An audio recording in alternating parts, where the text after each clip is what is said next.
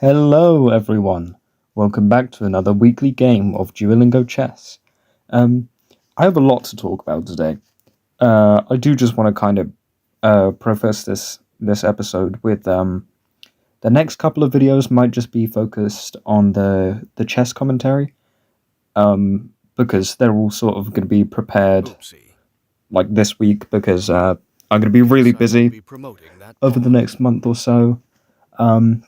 This also means there might be delays in Talkology uploads. Hopefully there shouldn't if everything goes to plan, but, I can't promise anything. Nice exchange. Today I want to do something that I promise to never do, or do as little as possible on the Talkology podcast, and I'm going to talk a tiny little bit about politics. No, I'm not going to express a view necessarily. But I'd like to talk about sort of the feeling of powerlessness and how to overcome that powerlessness, Would you do that to your friend? or how to kind of live with it. Because I'll be honest, I was thinking about it recently in the context of voting, and whether everyone who can vote should vote. You didn't need that rook, did you? And my sort of opinion on this is that the right to vote obviously also means the right not to vote. A lot of people will share that view. A lot of people sort of agree with that.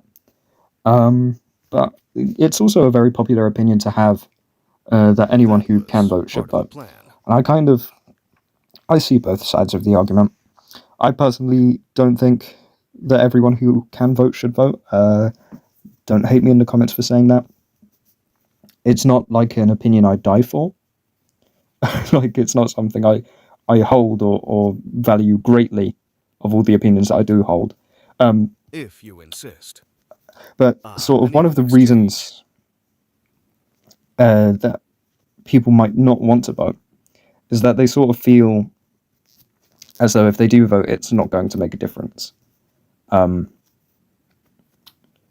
Because sort of they don't like any form of government that you can vote for, and so by voting they'd just be subjecting themselves in a sense to a government that they don't like. Whereas if they don't vote, they're not responsible for that government being in power. Now the problem with this is that if you don't vote, it sort of doesn't allow you to complain about whatever government is in power, because if you don't vote, then you haven't technically put an opinion forth about the government, and in that sense, no matter what government comes into place, it's kind of your fault for not voting, because if you had voted, that would express a view that you would prefer another form of government, or like spoiling the vote. That's a thing that you can do as well. I'm not sure if people would agree that you should be able to spoil the vote. But the sad kind of thing about that is that no matter what you do, whether you spoil your vote, vote for your cause and they don't win anyway, it just gives you a sense of powerlessness. And I think that feeling is a hard thing to cope with. So I'm going to talk about that with the analogy of a trolley problem. And that's there are three tracks. One track is not connected to lever at all. There are two other tracks. One has two people and one has no people, and the lever chooses whether it goes to the two people and kills two people, or no people and doesn't hurt anyone. Of course, you pull the lever and make sure it doesn't hurt anyone. I think most reasonable people would do that.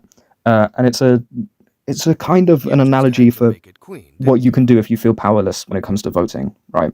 Like, you can vote for whatever's best, and if you feel that you haven't contributed enough to sort of helping the state of your country, then you can do something else, something small, to make your country a better place. And I really like to think about it that way. Thanks for watching. I would have chosen a queen too. This is me losing gracefully.